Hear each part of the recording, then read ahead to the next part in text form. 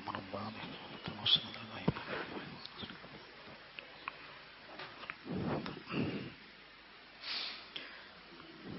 الحمد لله نحمده ونستعينه ونؤمن به ونتوكل عليه ونعوذ بالله من شرور أنفسنا ومن سيئات أعمالنا من يهده الله فلا مضل له ومن يضلله فلا هادي له وأشهد أن لا إله إلا الله وحده لا شريك له وأشهد أن محمدا عبده ورسوله أرسله بالهدى ودين الحق ليظهره على الدين كله ولو كره المشركون اللهم صل على محمد وعلى آل محمد كما صليت على إبراهيم وعلى آل إبراهيم اللهم بارك على محمد وعلى آل محمد كما باركت على إبراهيم وعلى آل إبراهيم إنك حميد مجيد أما بعد فإن خير الحديث كتاب الله وخير الهدي هدي محمد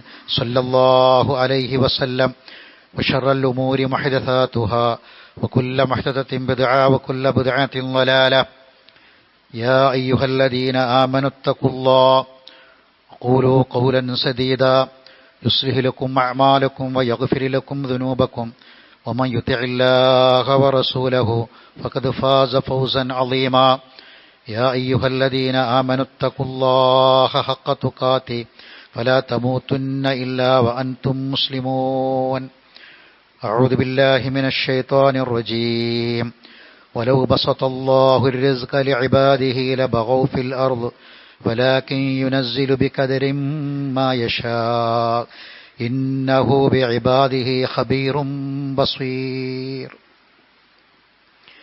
ബഹുമാനരായ സത്യവിശ്വാസികളെ, വിശ്വാസിനികളെ, ജീവിതം മുഴുവനും അള്ളാഹുവിൻ്റെ ആജ്ഞാനിർദ്ദേശങ്ങൾക്ക് വിധേയമാക്കി ഈമാനോടെ തഖ്വയോടെ ജീവിക്കാൻ പരിശ്രമിക്കണമെന്ന് ഓർമ്മപ്പെടുത്തുകയാണ്, വസിയ്യത്ത് ചെയ്യുകയാണ്. അള്ളാഹു നമ്മെ എല്ലാവരെയും അതിനനുഗ്രഹിക്കുമാറാവട്ടെ. നമ്മുടെ എല്ലാ കണക്കുകൂട്ടലുകളും തെറ്റിക്കുന്ന വിധത്തിൽ ഒരുപാട് പ്രതിസന്ധികൾ കടന്നു വരികയാണ്. നമ്മുടെ ജീവിതത്തെ നല്ല നിലയിൽ കൊണ്ടുപോകാൻ പ്രയോജനകരമായ ഒന്നാണ് സമ്പത്ത്. ഖിയാമൽ ലിന്നാസ്, ഖുർആൻ പറഞ്ഞു, ജനങ്ങളുടെ നിലനിൽപ്പിനാധാരം. എന്നാൽ നമ്മുടെ കണക്കുകൂട്ടലുകൾ തെറ്റിച്ച്, അഥവാ നമ്മുടെ നിയന്ത്രണങ്ങൾ തെറ്റിക്കും വിധം പ്രതിസന്ധികളിലേക്ക് നീങ്ങിക്കൊണ്ടിരിക്കുന്ന ഒരു മേഖല കൂടിയാണ് സാമ്പത്തിക രംഗം. പഴയ കാലത്ത് പട്ടിണിയുണ്ടായിരുന്നു എന്ന് നമ്മൾ പറയാറുണ്ട്. വയറ് നിറച്ച് ഭക്ഷണം കഴിക്കാനും മാറ്റിയെടുക്കാനും സൗഭാഗ്യം ലഭിക്കാത്ത ഒരുപാട് ആൾക്കാർ, നമ്മുടെ പൂർവികന്മാർ ഈ ഭൂമിയിൽ ജീവിച്ചു മരിച്ചുപോയി. ഇന്ന് നമ്മളൊക്കെ അധ്വാനിക്കുന്നതിനേക്കാൾ അധ്വാനിച്ച ആൾക്കാരായിരുന്നു അവർ. ഒരുപാട് കഠിനാധ്വാനം ചെയ്തവരാണ്, വെയിലേറ്റവരാണ്. നമ്മുടെ നാട് ഇന്ന് ഏറെക്കുറെ ഐശ്വര്യത്തിലാണ്. വീടുകളൊക്കെ മാറി ചെറിയ ചെറിയ കുടിലുകൾക്ക് പകരം വലിയ വീടുകളും വാർപ്പിൻ്റെ വീടുകളും ഒക്കെ വരാൻ തുടങ്ങി. ജീവിതത്തിൽ പണ്ടത്തതിനേക്കാൾ കൂടുതൽ ഐശ്വര്യം ഏറെക്കുറെ വർദ്ധിക്കാൻ തുടങ്ങി.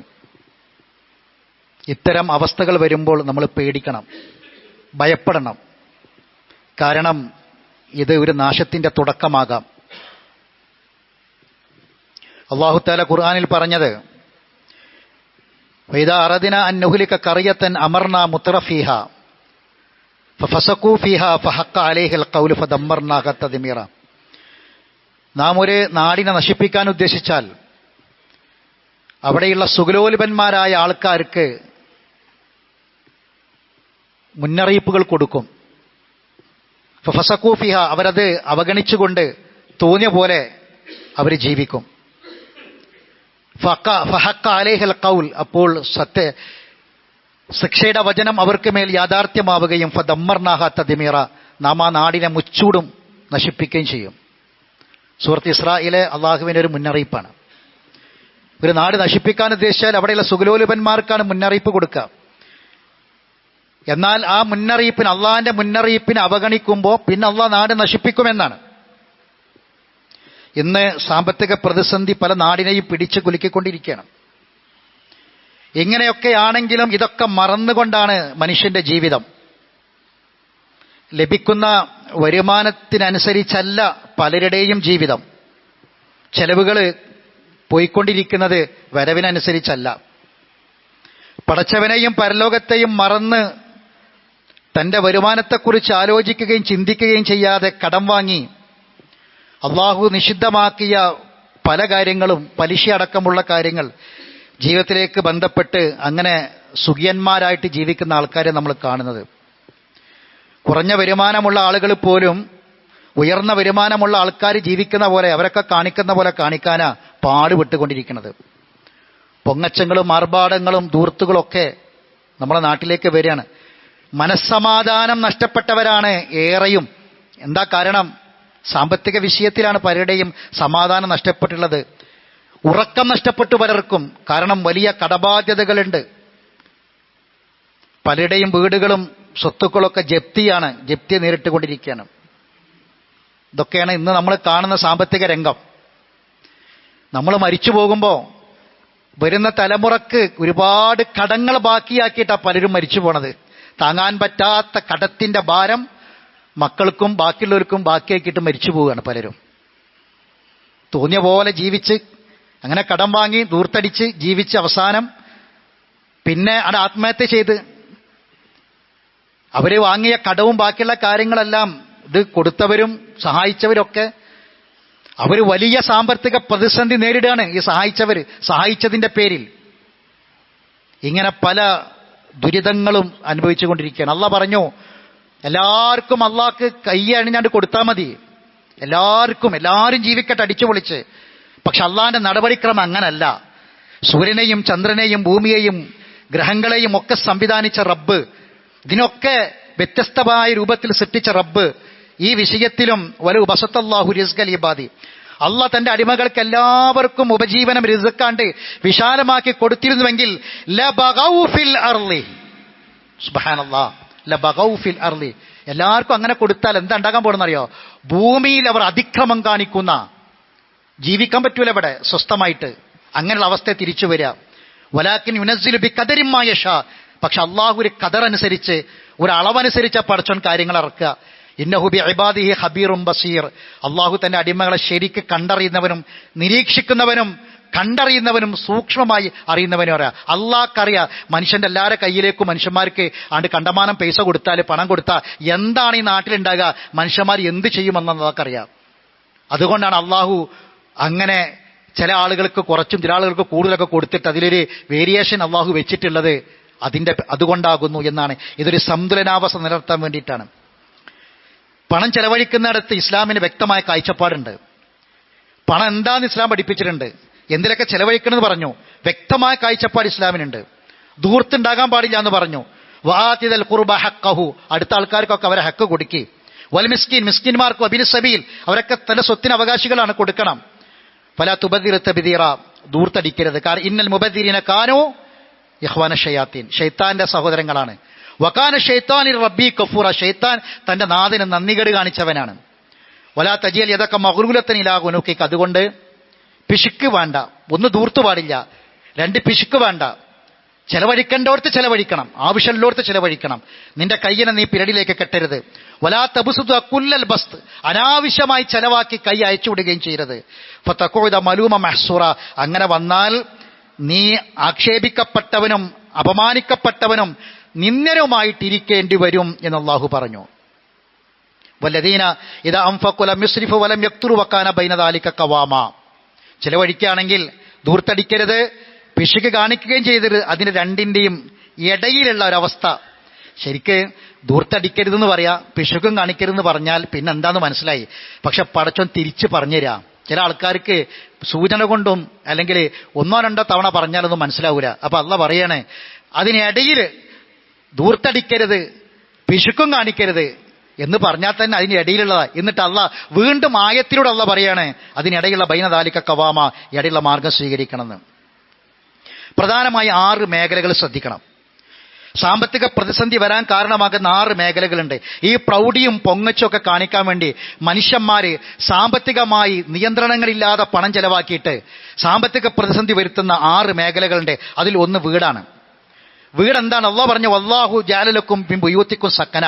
അള്ളാഹു ഇത്ര സമാധാനത്തോടെ ശാന്തമായി നിങ്ങൾ ജീവിക്കാൻ വേണ്ടി അള്ളാഹ് വീടുകൾ നിങ്ങൾക്ക് ഉണ്ടാക്കാനുള്ള സംവിധാനം പടച്ചോൻ തന്നത്. അള്ളാഹ് വീടുണ്ടാക്കി തന്നത് അതിനാ, സമാധാനത്തോടെ സന്തോഷത്തോടെ ജീവിക്കാൻ. സഹോദരന്മാർ, എത്ര ആൾക്കാർ വീട് സമാധാനത്തോടെ ജീവിക്കുന്നുണ്ട്? ഇന്ന് നമ്മളെ വീട്ടിന്റെ അവസ്ഥക്ക് എന്താ? വീടുകൾ ഉണ്ടാക്കുന്നു, ഗംഭീര വീടുകൾ ഉണ്ടാക്കുന്നു, അയൽവക്കത്തേക്കാൾ കുടുംബത്തേക്കാളൊക്കെ കടം വാങ്ങി കുറേ കാലം ഗൾഫിലൊക്കെ ജോലി ചെയ്തിട്ട് പിന്നെ ആ ജോലി ചെയ്തത് മുഴുവനും ഉപയോഗിച്ച് കടം വാങ്ങിയിട്ട് അവസാനം ആ കടം വീട്ടാൻ കഴിയാതെ അവസാനം ആ വീട് വിട്ടുപോകേണ്ട മാനക്കേട് ഉണ്ടാവുകയാണ് പലർക്കും. എന്തൊക്കെ ഈ ഒരു സമാധാനത്തോടെ ആ വീട്ടിൽ കടന്നുറങ്ങാൻ പറ്റുമോ? അവർ ചെറിയ കൂരയാണെങ്കിൽ പോലും ആ വീട്ടിൽ അതിൻ്റെ പേരിൽ പിന്നെ മനസ്സ് അത് അവിടെ ഉറങ്ങാൻ പറ്റാത്ത പ്രയാസം ഉണ്ടാവരുത്. സാമ്പത്തിക വിഷയത്തിൽ ഉറങ്ങാൻ പറ്റണം, സമാധാനത്തോടെ കടന്നുറങ്ങാൻ പറ്റണം. അത് പോയി. രണ്ടാമത്തെ കാര്യമാണ്, 6ൽ രണ്ടാമത്തെ കാര്യമാണ് വാഹനം.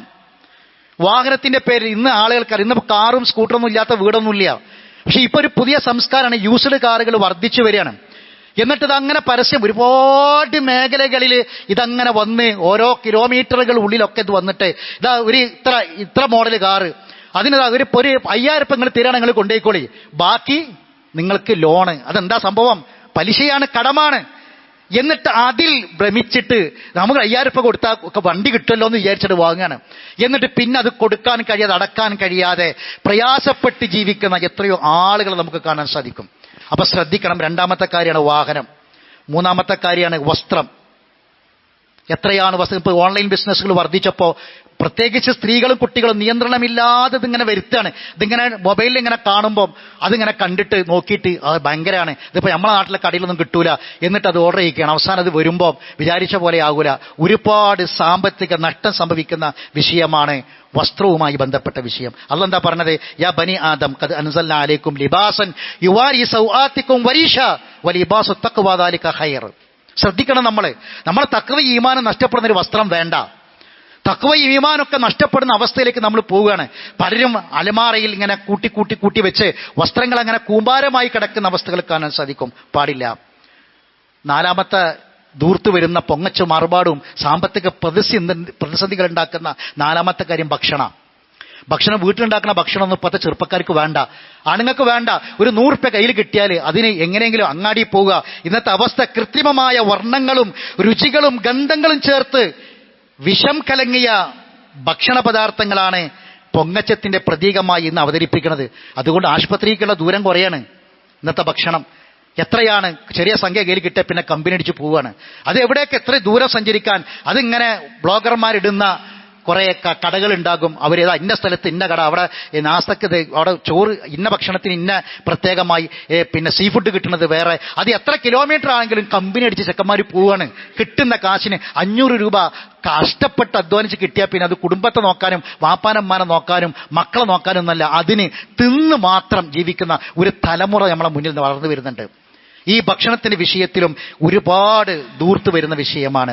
5ാമത്തെ വിഷയമാണ് ഫാഷന് വേണ്ടി ഒരു മുടിയുടെ കാര്യത്തിൽ മാത്രം നിങ്ങൾ നോക്കി എത്രയാണ് അത് അന്വേഷിച്ച് എവിടെയാണ് ആ രൂപത്തിൽ മുടി വെട്ടുന്നത് എന്ന് നോക്കിയിട്ട് അങ്ങോട്ട് പോവാണ്. അത് ഇസ്ലാം ഹറാമാക്കി. നഹാ റസൂലുള്ളാഹി സ്വല്ലല്ലാഹി അലൈഹി വസല്ലം ഖസ, ഒരു ഭാഗത്ത് മാത്രം മുടി വെച്ച് ബാക്കിയുള്ള ഭാഗം ഇങ്ങനെ വടിച്ച് നീക്കുന്ന റസൂൽ നിരോധിച്ചിട്ടുണ്ട്. റസൂൽ ഒരു കുട്ടിയെ കണ്ടു, റസൂലുള്ളാഹി സ്വബിയൻ ഖദ്ഹുലിക ബഅദു ശഅരി റഅസി, തലയുടെ ഒരു ഭാഗത്ത് കുറച്ച് ഭാഗത്ത് മാത്രം ഇങ്ങനെ ഒരു ഭാഗത്ത് മാത്രം ഇങ്ങനെ വടിച്ച് വെച്ച് ബാക്കിയുള്ള ഭാഗത്ത് മുടി വെച്ച ഒരു കുട്ടിയെ കണ്ടപ്പോൾ റസൂലുള്ളാഹി പറഞ്ഞു ഫനഹാഹും അൻ ദാലിക, ഞാനിതാ ഇത് നിങ്ങൾക്ക് എൻ്റെ ഉമ്മത്തിന് വിരോധിക്കുകയാണ്, മുസ്ലിമീങ്ങൾ ഇത് ചെയ്യരുത്. വഖാല അഹ്ലിക്ക്, ഒന്നിട്ട് പറഞ്ഞു ഒന്നുകിൽ ആ മുടി അതേപോലെ നിർത്തുക, അല്ലെങ്കിൽ പൂർണ്ണമായും വടിച്ചു കളയണം എന്ന് റസൂലുള്ളാഹി സ്വല്ലല്ലാഹി അലൈഹി വസല്ലം പഠിപ്പിച്ചു. 6ാമത്തെ വിഷയമാണ് ദൂർത്തും പൊങ്ങച്ചും കടന്നു വരുന്ന 6ാമത്തെ രംഗമാണ് മാമൂലുകൾ. മഅമൂൽ എന്ന വാക്കുന്നുണ്ടായത്. മഅമൂൽ എന്ന് പറഞ്ഞാൽ എന്താ? മഅമൂൽ എന്ന അറബി അമില, മഅമൂൽ എന്ന് പറഞ്ഞാൽ അമില എന്ന വാക്കുന്നുണ്ടായതാ. ആ മഅമൂൽ എന്ന അറബി പദത്തിനാണ് മാമൂൽ ഉണ്ടായത്. മഅമൂൽ എന്ന് പറഞ്ഞാൽ ആരോ ഒരാൾ ചെയ്തത്, എന്നോ ഒരാൾ ചെയ്തത്, അതാണ് മഅമൂൽ എന്ന് പറഞ്ഞാൽ. ആരോ ചെയ്തൊരു സംഗതി അത് നാട്ടു നടപ്പായിട്ട് വരിക, ആചാരമായിട്ട് വരിക, എന്നിട്ട് അതിൻ്റെ പേരിൽ ഒരുപാട് പൈസ ചെലവാക്കുക, അങ്ങനെ സാമ്പത്തിക നഷ്ടം വരിക. നിങ്ങളൊന്ന് ആലോചിച്ച്, ജനിച്ചത് മുതൽ മരിച്ചത് വരെ നമ്മുടെ നാടിൽ പ്രത്യേകിച്ച് തീരദേശങ്ങളിലൊക്കെ കാണുന്നത് ഒരുപാട് മാമൂലുകളെ കൊണ്ട് ചുറ്റും മാരകമായ മാമൂലുകളാണ് നമ്മുടെ നാട്ടിൽ നടക്കുന്നത്. സാമ്പത്തിക പ്രതിസന്ധികൾ ഉണ്ടാക്കുന്ന, കുടുംബ ഭദ്രതയെ തകർത്ത് കളയുന്ന മാമൂലുകൾ ഉണ്ടാവുകയാണ്. ജനിച്ചാൽ ഒരു പെണ്ണായാൽ പിന്നെ പ്രായം തികഞ്ഞാൽ പിന്നെ ഒരു കല്യാണം തന്നെയാണ് അവിടെ. എല്ലാവരും നാട്ടുകാരെയും കുടുംബത്തൊക്കെ വിളിച്ച് ഭക്ഷണം ഉണ്ടാക്കിയിട്ട് അങ്ങനെ പിന്നെ പെണ്ണിനെ കാണാൻ വരുന്ന ആൾക്കാർ ഡ്രസ്സ് കൊണ്ടൊരു പ്രായം തേഞ്ഞാൽ ആ കുട്ടി ആ കുടുംബക്കാരെ അറിയിക്കുക, വരുന്നവരൊക്കെ ഡ്രസ്സ് കൊണ്ടുവരണം, അതുപോലെ തന്നെ പെണ്ണിന് പൊന്ന് കെട്ടണം. ഇങ്ങനെയുള്ള പരിപാടികളൊക്കെയാണ്. എല്ലാവരും വിളിച്ചിട്ട് ഒരു ഭക്ഷണ പരിപാടി, എത്ര പൈസ വേണം. ഇതൊക്കെ പലപ്പോഴും ഈ പെൺകുട്ടിക്ക് പ്രായമായാൽ സ്വകാര്യമായിട്ട് വെക്കണം, നാട്ടിൽ അറിയിക്കല്ല വേണ്ടത്. ആ പെണ്ണിന് ദീനി പഠിപ്പിച്ചു കൊടുക്കണം. പ്രായമായി ഇനി നിയന്ത്രണങ്ങളുണ്ട്, നിസ്കാരം, കുളിച്ച് എങ്ങനെ വൃത്തിയാകണം, ഇതൊക്കെ പഠിപ്പിച്ചു കൊടുക്കാൻ വേണ്ടത്. ഇതാണ് പെണ്ണിൻ്റെ ഉമ്മാരി ചെയ്യേണ്ടത്. നമ്മുടെ നാട്ടിൽ എന്താ കഥ അറിയങ്ങൾ, ഒരു പെണ്ണ് പ്രായമായാൽ ആ പ്രായമായത് അറിയിക്കുന്ന പരിപാടി നടത്താൻ പെണ്ണിൻ്റെ ഉമ്മാക്കും ഉമ്മാൻ്റെ ഉമ്മാക്കോ ഭയങ്കര തിരക്ക്. അവരാണ് ഇതിനൊക്കെ കൊടി പിടിക്കുന്ന ആൾക്കാർ.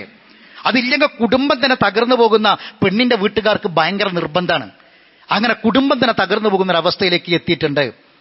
ഇനി അത് കഴിഞ്ഞ് ആ പെൺകുട്ടി, പ്രായമായ ആ പെൺകുട്ടി വലുതെ കല്യാണം ആലോചിക്കണം, പെണ്ണ് കാണാം. എന്താ പെണ്ണ് കാണാൻ നമുക്കറിയാം. ഇന്ന് നമ്മൾ കാണുന്ന മിഠായി കൊണ്ടുവരിക, വീഡിയോ എടുക്കുക, റീലാക്കുക, വൈറലാക്കുക, ഇതൊക്കെ പെണ്ണ് കാണുന്നതുമായി ബന്ധപ്പെട്ട്. ഇനി പെണ്ണുറപ്പിച്ചാൽ പിന്നെ പെണ്ണുറപ്പിക്കൽ എന്ന് പറഞ്ഞൊരു പരിപാടിയാണ്. പെണ്ണിന്റെ കയ്യിൽ ഈ ചെക്കന്റെ വാപ്പിമ്മയും കൊണ്ടുപോയിട്ട് പൈസ കൊടുക്കുകയാണ്. പൈസ കൊടുത്തിട്ട് പെണ്ണിനെ ഉറപ്പിച്ചിടുക. ഇതൊക്കെ സാമ്പത്തികമായ ഭദ്രതയെ തകർക്കുന്ന കാര്യങ്ങളാണ്. വളരെയധികം ശ്രദ്ധിക്കേണ്ട കാര്യമാണ്. ഇനി പെണ്ണിനെ പറഞ്ഞിട്ടാൽ പിന്നെ കർക്കിടക വാവ് വന്നാൽ കർക്കിടക വാവിന് ഡ്രസ്സ് കൊണ്ടുവരുന്ന ഒരു പരിപാടിയുണ്ട്. കർക്കിടക വാവ് വന്നാൽ ഇതൊക്കെ ആര് ചെയ്തതാ? പണ്ട് ആരോ ചെയ്തത് നമ്മൾ ചെയ്യാണ്.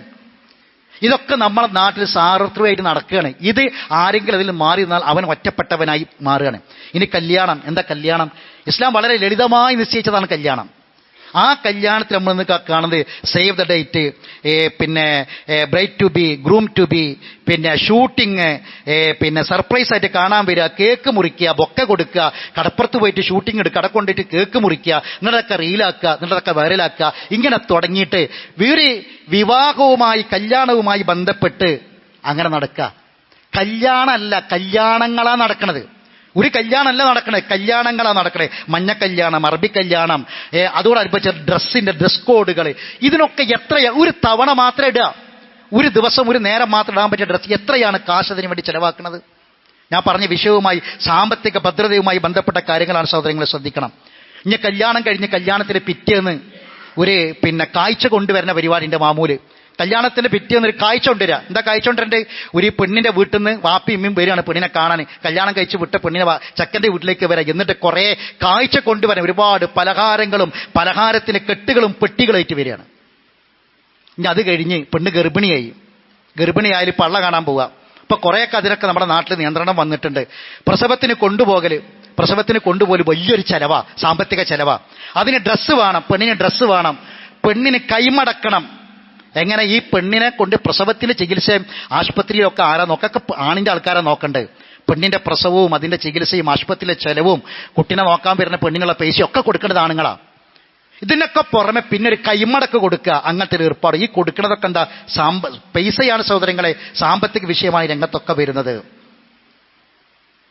ഇനി പിന്നെ ഇതിനൊക്കെ പുറമെ പ്രസവിച്ചത് കാണാൻ വേണ്ടി ഒരു പോക്കുണ്ട്. പ്രസവിച്ചു കഴിഞ്ഞാൽ കുട്ടിക്ക് ഡ്രസ്സ് വേണം. എത്ര കൂട്ട് ഡ്രസ്സുകളാണ് കൊണ്ടുപോവുക?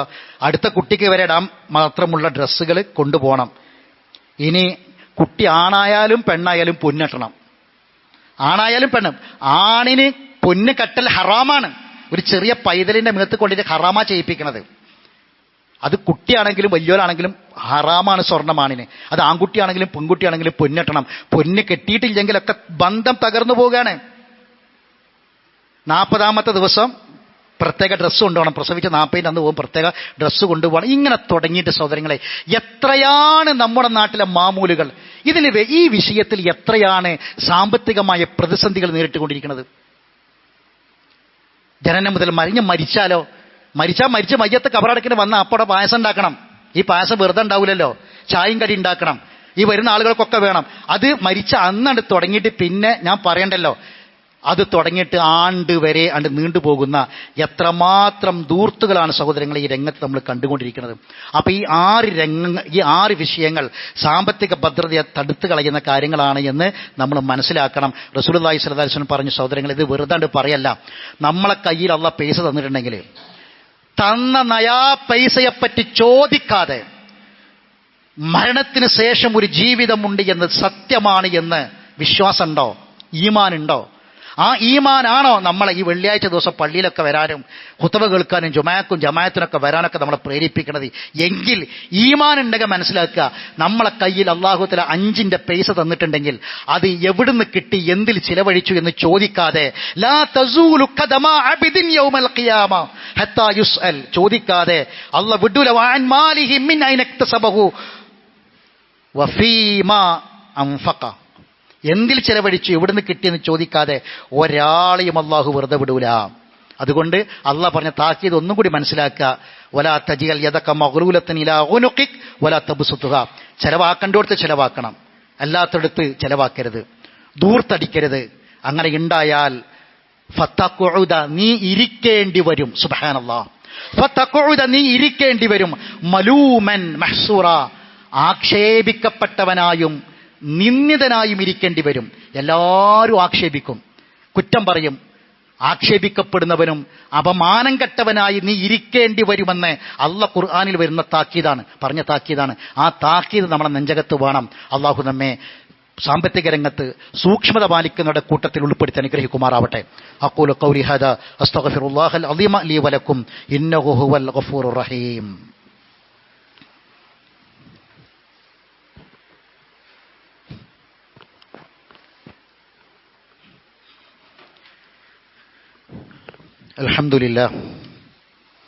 അൽഹംദുലില്ലാഹി റബ്ബിൽ ആലമീൻ വസ്സലാത്തു വസ്സലാമു അലാ അഷ്റഫിൽ അംബിയാഇ വൽ മുർസലീൻ നബിയ്യിനാ മുഹമ്മദിൻ വഅലാ ആലിഹി വഅസ്ഹാബിഹി അജ്മഈൻ. അമ്മാ ബഅദ്. അയ്യുഹന്നാസ് ഇത്തഖുല്ലാഹ ഇബാദല്ലാഹ്, അല്ലാഹുവിൻ്റെ വിധിവിലക്കുകളെ സൂക്ഷിക്കണമെന്ന് ഒരിക്കൽ കൂടി ഓർമ്മപ്പെടുത്തുകയാണ്. ഇന്ന് ജൂലൈ 11 ലോക ജനസംഖ്യാ ദിനമായി ആചരിക്കുന്നൊരു ദിനമാണ്. ഈ വർഷത്തെ ലോക ജനസംഖ്യാ ദിനത്തിൻ്റെ പ്രമേയമായി പറഞ്ഞത്, ന്യായവും പ്രതീക്ഷയുമുള്ള ഒരു ലോകത്ത് അവർ ആഗ്രഹിക്കുന്ന കുടുംബങ്ങളെ സൃഷ്ടിക്കാൻ യുവാക്കളെ ശാക്തീകരിക്കുക എന്നതാണ്. ഇപ്പോൾ ഈ വർഷത്തെ പ്രമേയം. ഇതെന്തിനാ ഉണ്ടാക്കിയെന്നറിയോ? ലോക ജനസംഖ്യാ ദിനം എന്നൊരു ആചാരം ഉണ്ടാക്കിയത് ജനസംഖ്യാ വർധനവ് മൂലം ലോകം നേരിടുന്ന പ്രശ്നങ്ങളെക്കുറിച്ച് അവബോധം ഉണ്ടാക്കാനാണ്. ജനസംഖ്യാ വർധനവ് നിമിത്തം ലോകം നേരിടുന്ന പ്രതിസന്ധികളെ കുറിച്ചുള്ള ബോധം ഉണ്ടാക്കാനാണ് ഈ ദിനം ആചരിക്കാൻ തുടങ്ങിയത്. പക്ഷെ ഇന്ന് കൊടുത്ത പ്രമേയം എന്താണെന്നറിയങ്ങൾ? ചെറുപ്പക്കാർക്ക് ആ കുടുംബത്തെ സൃഷ്ടിക്കാൻ യുവാക്കൾക്ക് ശക്തി കൊടുക്കുക എന്നുള്ളതാണ്. എന്ന് പറഞ്ഞാൽ ഇന്നിപ്പോൾ ലോകത്ത് കുട്ടികൾ വേണ്ട, 2 മതി, പിന്നെ 1 മതി എന്ന് പറഞ്ഞു. എന്താ കാരണം? ദാരിദ്ര്യം ഭയന്ന്, ഇവിടെ വിഭവങ്ങൾ ഉണ്ടാകൂല കുട്ടികൾ ആൾക്കാർ കൂടിയാൽ എന്ന് പറഞ്ഞ് ദാരിദ്ര്യം ഭയന്ന രാജ്യങ്ങളൊക്കെ ഇന്ന് എന്താ ചെയ്യുന്ന അറിയങ്ങൾ? എല്ലാം മാറി. ഇപ്പം നമ്മളെ നാട്ടിൽ വരെ ഇപ്പോൾ കുറച്ച് ദിവസം മുമ്പ് ഒരു ആശാ വർക്കർ പറഞ്ഞൊരു വോയിസ് വാട്സപ്പിലൊക്കെ ഒന്നായിട്ട് പരന്നിരുന്നു. ഈ വാർഡിൽ ഗർഭിണികളായ ആരും ഇല്ലട്ടോ, ചെറുപ്പക്കാരൊക്കെ ഒന്ന് ഉഷാറായിട്ടൊന്ന് ഇറങ്ങിട്ടോ, കുട്ടികളില്ല എന്നൊക്കെ പറഞ്ഞിട്ട് ഒരു ആശാ വർക്കർ ഇട്ട ഒരു വോയിസ് പരന്നിരുന്നു എല്ലായിടത്തും. ഇതൊരു തമാശയല്ല, ഇത് സത്യം തന്നെയാണ്. ഇന്ന് ലോകത്ത് ആലോചിക്കണം നിങ്ങൾ, ജനസംഖ്യ കൊണ്ട് പ്രയാസം ഉണ്ടാകുമെന്ന് പറഞ്ഞ ലോകത്ത് ഇന്ന് ജപ്പാനിലും ചൈനയിലൊക്കെ കുട്ടികളില്ലെങ്കിൽ റേഷൻ കാർഡ് വരെ കട്ട് ചെയ്യാണ്.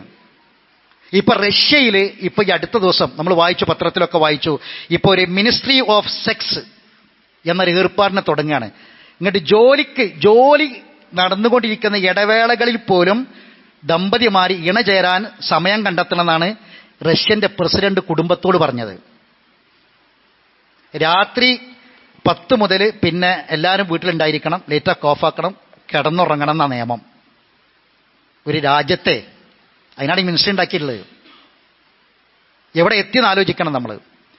അവിടുത്തെ പ്രോത്സാഹനങ്ങൾ റഷ്യയിൽ വീട്ടുമ്മക്ക് ശമ്പളം, ഒരു വീട്ടിലെ പ്രസവിച്ചൊരു ഉമ്മാക്ക്, പ്രസവിച്ചൊരു സ്ത്രീക്ക് ഗവൺമെന്റ് ശമ്പളം കൊടുക്കുക, അതൊരു ജോലിയായിട്ട് അംഗീകരിക്കണം. എന്ന് മാത്രമല്ല, വിവാഹിതരാകുന്ന ആൾക്കാർക്ക്, ചെറുപ്പക്കാർക്ക് ആ വിവാഹത്തിന്റെ ആദ്യ പകലിൽ ചെലവാക്കാൻ വേണ്ടി 4392 രൂപ റിഷ കൊടുക്കുക, കല്യാണത്തിന്റെ അന്ന് ചെലവഴിക്കാൻ വേണ്ടി. ഇപ്പം എന്താ പെൺകുട്ടികളെ കിട്ടാനില്ല, കാരണം പെൺകുട്ടികൾ കല്യാണത്തിന് സമ്മതിക്കണില്ല. ഇപ്പോഴത്തെ ഏറ്റവും വലിയ വിഷയമാണിത്. പ്രതിസന്ധികൾ, ചെറുപ്പക്കാർ പ്രതിസന്ധികൾ നേരിട്ടുകൊണ്ടിരിക്കുകയാണ്, വലിയ വിഷയമായിട്ട് മാറിയിട്ടുണ്ട്. അപ്പൊ അതുകൊണ്ട് കല്യാണത്തിന്റെ അന്ന് ചെലവഴിക്കാൻ വേണ്ടി പൈസ കൊടുക്കുകയാണ്. ഇനി ആദ്യ ദിവസം കല്യാണത്തിന്റെ അന്ന് ആദ്യ രാത്രിയിൽ ചെലവഴിക്കാൻ വേണ്ടിയിട്ട് 23,122 രൂപയാണ് റഷ്യ കൊടുക്കുന്നത്, കല്യാണത്തിന്റെ ആദ്യ രാത്രി ചെലവാക്കാൻ വേണ്ടിയിട്ട് ഒരു രാജ്യം കൊടുക്കുകയാണ്. എന്നാൽ ഒരു 18 വയസ്സിനും 23 വയസ്സിനും ഇടക്ക് ഏകദേശം പഠിക്കുന്ന കുട്ടികളായിരിക്കും. ഇപ്പൊ ഡിഗ്രിക്കൊക്കെ പഠിക്കുന്ന, ഉയർന്നൊക്കെ പഠിക്കുന്നവരായിരിക്കും. അപ്പൊ പഠിക്കുകയാണെന്ന് പറഞ്ഞ് പെൺകുട്ടികൾ, ഇന്ന് കല്യാണം കഴിക്കാൻ പെൺകുട്ടികളെ വിസമ്മതിക്കുന്നത്, ഞങ്ങൾ പഠിക്കുകയാണ്, എന്നിട്ട് ഞങ്ങൾക്ക് ഒരു 2 കാലം നിൽക്കാനുള്ള ശക്തി ഉണ്ടാവട്ടെ, ഒരു വരുമാനം ഞങ്ങൾക്ക് ഉണ്ടാകട്ടെ, എന്തെങ്കിലും പിന്നെ ഭർത്താവിന്റെ വീട്ടിലുള്ള പ്രശ്നങ്ങളൊക്കെ അതിജയിക്കാൻ പറ്റുള്ളൂ എന്നൊക്കെ പറയണത്. അപ്പൊ റഷ്യ പറയണം 18നും 23 വയസ്സിനിടക്ക് വിദ്യാർത്ഥിനികൾ ഗർഭിണിയായാൽ 1,00,000 രൂപ കൊടുക്കുക ഓഫർ. ഇനി കുട്ടി ജനിച്ചാൽ 10 ലക്ഷം രൂപ കൊടുക്കണത് റഷ്യയിൽ. നമ്മൾ ദാരിദ്ര്യം ഭയന്ന് കുട്ടികളെ നിയന്ത്രിച്ചോരാ. അല്ലാഹ് പറഞ്ഞു, ലാ തഖ്തുലു ഔലാദകും ഖശ്യത ഇംലാഖ്, ദാരിദ്ര്യം ഭയന്ന് കുട്ടികളെ കൊല്ലരുത്, നിയന്ത്രണം വെക്കരുത്. അശ്ശൈത്താനു യഅദുകുമുൽ ഫഖ്റ, ശൈത്താനാണ് ദാരിദ്ര്യം പറഞ്ഞ് നിങ്ങളെ പേടിപ്പിക്കുന്നത്. നഹ്നു നർസുഖുഹും വയ്യാക്കും, നിങ്ങൾക്കും അവർക്കും റിസ്ക് ഞാനാണ് നൽകുന്നത്. തസവ്വജൽ വലൂദൽ വദൂദ്, ധാരാളം പ്രസവിക്കുന്ന പെണ്ണിനെ കെട്ടിക്കോളി എന്ന റസൂൽ പറഞ്ഞത്. അവൾക്ക് ധാരാളം സ്നേഹിക്കാൻ കഴിയും. ഇന്നത്തെ ഒരു വിരോധാഭാസം എന്താണെന്ന് ചോദിച്ചാൽ, എല്ലാവർക്കും ആൾക്കാർ വേണം, എല്ലായിടത്തും ആൾക്കാർ വേണം. സ്കൂളിൽ കുട്ടികളില്ലെങ്കിൽ മാഷുമാർക്ക് പണി പോകും, മാഷുമാർ കുട്ടികളെ തിരഞ്ഞെടുക്കുക. അപ്പൊ സ്കൂളിൽ മാഷുമാർക്ക് കുട്ടികൾ വേണം, കലാലയങ്ങൾക്ക് കുട്ടികൾ വേണം. ബസ്സിൽ നാട്ടിലെ ആൾക്കാരുണ്ടെങ്കിൽ ബസ് ഓടുള്ളൂ, ട്രെയിൻ ഓടുള്ളൂ, വിമാനത്തിൽ ആൾക്കാർ വേണം, പോളിംഗ് ബൂത്തിലും ആൾക്കാർ വേണം. പോളിംഗ് ബൂത്തിൽ ആൾക്കാരില്ല കഴിഞ്ഞാൽ ഇവിടെ വരിക്കാൻ പറ്റുമോ? ഇവിടൊക്കെ ആൾക്കാർ വേണം. നോക്കൂ നിങ്ങൾ, എല്ലായിടത്തും ആൾക്കാർ വേണം. പക്ഷേ നമ്മളെ കാഴ്ചപ്പാട് ഇങ്ങനെയാണ്, ദാരിദ്ര്യം വരുന്നത്. എന്താ അള്ളാഹ് പറഞ്ഞതെന്നറിയാം? അള്ളാഹ് പറഞ്ഞത് ഇതൊക്കെ കുറേയൊന്നുമല്ല, നല്ലതുണ്ടാവണം എന്നല്ല പറഞ്ഞത്. മക്കളാണെങ്കിലൊക്കെ നല്ലതുണ്ടാവണം എന്ന് പഠിപ്പിച്ചു. മതം പറഞ്ഞതാണ് മക്കൾ വേണം, പക്ഷെ നല്ലതാവണം എന്നാ. ഇസ്ലാം പറഞ്ഞു ഭാര്യാഭർത്ത് ശാരീരിക ബന്ധം കൂലി കിട്ടുന്ന കാര്യമാണ്, പുണ്യാണ്. പടച്ചോമ്പാത്ത് കൂലി കിട്ടുന്ന കാര്യമാണ്. മുലയൂട്ടൽ പുണ്യാണ്, ദാമ്പത്യം പുണ്യമാണ്, മക്കൾക്കും ഇണക്കും ചെലവിന് കൊടുക്കൽ പുണ്യാണ്. ഇതൊക്കെ പഠിപ്പിച്ചു. എന്നിട്ട് ഇതൊക്കെ എന്താണ്? സന്താനങ്ങൾ ഉണ്ടാവണം, ആൾക്ക് ജനസംഖ്യ ഉണ്ടാവണം, സമാധാനത്തോടെ സന്തോഷത്തോടെ ജീവിക്കണം. കുറേ നാടിൽ പെറ്റുപെരുകലല്ല, ഉള്ളത് നന്നാക്കി വളർത്തിയെടുക്കാൻ ശ്രമിക്കണം എന്ന് പഠിപ്പിച്ചു. പള്ളിക്കൽ ആൾ വേണം, മദ്രസയിൽ കുട്ടികൾ വേണം, അറബി കോളേജിൽ കുട്ടികൾ വേണം. മദ്രസയും പള്ളിയും അറബി കോളേജൊക്കെ നിറയട്ടെ, ഇതാ വേണ്ടത്. ഇതാണ് ഇസ്ലാം പറയുന്ന കാഴ്ചപ്പാട്. അവിടെയാണ് സഹോദരങ്ങളെ. അതുകൊണ്ട് ഇസ്ലാം പറഞ്ഞെടുത്ത് ഒരിക്കലും പരാജയം ഉണ്ടാവില്ല. അതാണ് ആത്യന്തികമായി നിലനിൽക്കുന്ന പ്രായോഗികമായ രീതികൾ എന്ന് നമ്മൾ മനസ്സിലാക്കുക. ഇവിടെയൊക്കെയും നമ്മുടെ ജീവിതം സന്തോഷപ്രദമാകണമെങ്കിൽ അള്ളാഹു നമുക്ക് നൽകിയ, അവൻ നമ്മുടെ കയ്യിൽ ഏൽപ്പിച്ചിട്ടുള്ള ഖുർആനുകൾ നോക്കി എവിടെ ചെലവഴിക്കാൻ പറഞ്ഞതും നിങ്ങൾക്ക് തന്നതിൽ നിന്ന് ചെലവാക്കിക്കൊള്ളുന്ന പറഞ്ഞത്, അതല്ലാത്തൊരു സ്ഥലം പോലും ഇല്ല. അതുകൊണ്ട് അത് അള്ളാഹ് തന്നത് അള്ളാഹ് പറഞ്ഞ പോലെ ചെലവഴിക്കണം. അനാവശ്യമായി സമ്പത്ത് ചെലവഴിക്കുന്ന ഏതൊരു മേഖലയെയും, ഞാനീ പറഞ്ഞ 6 രംഗങ്ങളിൽ ഏത് രംഗമായിരുന്നാലും, 6ാമത്തത് ഞാൻ പറഞ്ഞ മാമൂലുകൾ അടക്കമുള്ള കാര്യങ്ങൾ നമ്മൾ വളരെയധികം ശ്രദ്ധിക്കണം. നാളെ പരലോകത്ത് നമ്മൾ ഇവിടുന്ന് പോകുമ്പോൾ 3 കഷ്ണം തുണി, കുറച്ച് പരുത്തിയേറ്റേ പോവുള്ളൂ. പക്ഷേ നമ്മളെ കയ്യിൽ റബ്ബ് തരാൻ തുടങ്ങിയ അന്ന് മുതൽ ഉള്ളത് മരിക്കുന്നത് വരെ തന്നതിനെക്കുറിച്ച് പടച്ചവൻ ചോദിക്കും. മറുപടി പറയാതെ, കണക്ക് പറയാതെ, കണക്ക് ബോധിപ്പിക്കാതെ ഒരു പാൽപാദം മുന്നോട്ട് വെക്കാൻ നമ്മളെ കൊണ്ട് സാധിക്കൂല. അതുകൊണ്ട് ആ ശ്രദ്ധയും ജാഗ്രതയും ഈ വിഷയത്തിൽ വേണം. അല്ലാഹു സുബ്ഹാനഹു വ തആല സൂക്ഷ്മതയോടുകൂടി ജീവിക്കാൻ നമ്മെ എല്ലാവരെയും അനുഗ്രഹിക്കുമാറാവട്ടെ. അറിവില്ലായ്മ കൊണ്ട് വന്നുപോയ എല്ലാ തെറ്റുകുറ്റങ്ങളും അള്ളാഹു അവന്റെ മഹത്തായ ഫദ്ൽ കൊണ്ട് നമുക്ക് വിട്ടുപുറത്ത് മാഫാക്കി തരുമാറാവട്ടെ. മരണപ്പെട്ടവർക്ക് അള്ളാഹു മഗ്ഫിറത്തും മർഹമത്തും പ്രദാനം ചെയ്യട്ടെ. ബഹുമാനനായ അഷ്ശൈഖ് റബീഅ ഇബ്നു ഹാദി അൽ മദ്ഖലി മദീനയിൽ മരണപ്പെട്ടു. പ്രസിദ്ധനായ പണ്ഡിതനാണ്, അഹ്ലുസുന്നയുടെ പണ്ഡിതനാണ്. അദ്ദേഹത്തിന്റെ പ്രാർത്ഥന പോലെ മദീനയിൽ മരിക്കണമെന്ന ആഗ്രഹത്തോടു കൂടി അദ്ദേഹം പ്രാർത്ഥിച്ചു. മദീനയിൽ അദ്ദേഹം മരണപ്പെട്ടു. അള്ളാഹു തആല മഹാപണ്ഡിതന് മഗ്ഫിറത്തും റഹ്മത്തും പ്രദാനം ചെയ്യുമാറാവട്ടെ. നമ്മുടെ ബഹുമാനനായ നമ്മുടെ സഹോദരൻ AK ബാവ സാഹിബ് കഴിഞ്ഞ ദിവസം മരണപ്പെട്ടു. അള്ളാഹു അദ്ദേഹത്തിന് മഗ്ഫിറത്തും റഹ്മത്തും പ്രദാനം ചെയ്യുമാറാവട്ടെ. നമ്മയും അവരെയും അള്ളാഹു ജന്നാത്തുൽ ഫിർദൗസിൽ ഒരുമിച്ച് കൂട്ടുമാറാവട്ടെ. രോഗികളായ ആളുകളുണ്ട്. നമ്മളെ മൂലക്കല പള്ളിക്ക് സ്ഥലം തന്ന ബഹുമാനായ അബ്ദുറഹ്മാൻ സാഹിബ് അദ്ദേഹം വളരെ പ്രയാസകരമായ അവസ്ഥയിലാണുള്ളത്. ദുആ ചെയ്യണമെന്ന് ആവശ്യപ്പെട്ടിട്ടുണ്ട്. അള്ളാഹു അദ്ദേഹത്തിന് രോഗശമനം പ്രദാനം ചെയ്യുമാറാവട്ടെ. നമ്മുടെ ഉസ്താദ് ബഹുമാനായ അബ്ദുൽ മാലിക് സലഫി കഴിഞ്ഞ ദിവസം ഒരു പ്രോഗ്രാം കഴിഞ്ഞ് പോകുന്ന സമയത്ത് ബൈക്ക് ആക്സിഡന്റായി ആശുപത്രിയിലാണ്. ഇന്ന് ഉച്ചയ്ക്ക് ശേഷം ഒരു സർജറി നടക്കുകയാണ്. എല്ലാവരും ദുആ ചെയ്യണം. അള്ളാഹു അദ്ദേഹത്തിന് ആഫിയത്തും ആരോഗ്യവും പ്രദാനം ചെയ്യുമാറാവട്ടെ. രോഗശമനം പ്രദാനം ചെയ്യുമാറാവട്ടെ. അബുദാബിയിലെ നമ്മുടെ ഒരു പ്രവർത്തകൻ നാട്ടിലേക്ക് വരാൻ പോലും പറ്റാത്ത, യാത്ര ചെയ്യാൻ പറ്റാത്ത വിധത്തിൽ പ്രയാസകരമായ ഒരു അസുഖം ബാധിച്ച് നമ്മ ആശുപത്രിയിലാണുള്ളത്, ചികിത്സയിലാണുള്ളത്. നാട്ടിലേക്ക് വരാനുള്ള ഒരു ശമനം അദ്ദേഹത്തിന് കിട്ടേണ്ടതുണ്ട്. പ്രാർത്ഥിക്കാൻ ആവശ്യപ്പെട്ടിട്ടുണ്ട്. അള്ളാഹു സുബ്ഹാനഹു വ തആല അദ്ദേഹത്തിന്റെ ശരീരത്തിന് ആരോഗ്യവും ആയുസ്സും ശമനവും പ്രദാനം ചെയ്യുമാറാവട്ടെ. അള്ളാഹു സുബ്ഹാനഹു വ തആല എല്ലാ അപകടങ്ങളിൽ നിന്നും നമ്മളൊക്കെ കാത്തുരക്ഷിക്കട്ടെ. നമ്മുടെ ഇടക്കടപ്പുറത്ത് 3 കുട്ടികൾ ന്യൂകട്ടിൽ പാലത്തിങ്ങിൽ പോയിട്ട് പുഴയിൽ പോയി ഒരു കുട്ടി എപ്പോഴും കിട്ടിയിട്ടില്ല എന്നാണ് അറിയാൻ കഴിഞ്ഞത്. നമ്മൾ വളരെയധികം ശ്രദ്ധിക്കണം, രക്ഷിതാക്കളൊക്കെ ശ്രദ്ധിക്കണം. അള്ളാഹു സുബ്ഹാനഹു വ തആല ആ വീട്ടിൽ ആ 17 വയസ്സ് വരെ ആ കുട്ടിയെ പോറ്റി വളർത്തിയ, രാവും പകലും കാവലിരുന്ന ഒരു ഉമ്മ ആ വീട്ടിലുണ്ട്. ആ ഉമ്മാന്റെ മനസ്സിന് അള്ളാഹു സമാധാനം പ്രദാനം ചെയ്യട്ടെ. ആ കുടുംബത്തിന് അള്ളാഹു ശാന്തി പ്രദാനം ചെയ്യട്ടെ. അത്തരം അപകടങ്ങളിൽ നിന്നെല്ലാം അള്ളാഹു നമ്മളെല്ലാവരും കാത്തുരക്ഷിക്കട്ടെ. തലപ്പാറയിൽ 24 വയസ്സൊരു ചെറുപ്പക്കാരൻ മുഹറം നോമ്പ് നോറ്റ് നോമ്പുറക്കാൻ വേണ്ടി കട വാങ്ങാൻ വേണ്ടി പോയതാണ്. സർവീസ് റോഡിലൂടെ ഒരു ലോറി വന്നിടിച്ച് ആ പുഴയിലേക്ക് മറിഞ്ഞ് 2ാമത്തെ ദിവസമാണ് മയ്യത്ത് കിട്ടിയത്. അള്ളാഹു സുബ്ഹാനഹു വ തആല ഷഹീദിന്റെ പദവി നൽകി അനുഗ്രഹിക്കുമാറാവട്ടെ. അള്ളാഹു തആല എല്ലാ അപകടങ്ങളിൽ നിന്നും നമ്മളെ എല്ലാവരെയും കാത്തുരക്ഷിക്കുമാറാവട്ടെ. അല്ലാഹു മഗ്ഫിർ ലിൽ മുഅ്മിനീന വൽ മുഅ്മിനാത്ത് വൽ മുസ്ലിമീന വൽ മുസ്ലിമാത്ത് വഹ്യാഹും മിൻഹും വൽ അംവാത്ത് ഇന്നക മുജീബു ദഅവാതി യാ ഖാദിൽ ഹജാത്ത്. അല്ലാഹുമ്മ അജ്രിനാ മിനൻ നാർ. അല്ലാഹുമ്മ അജ്രിനാ മിനൻ നാർ.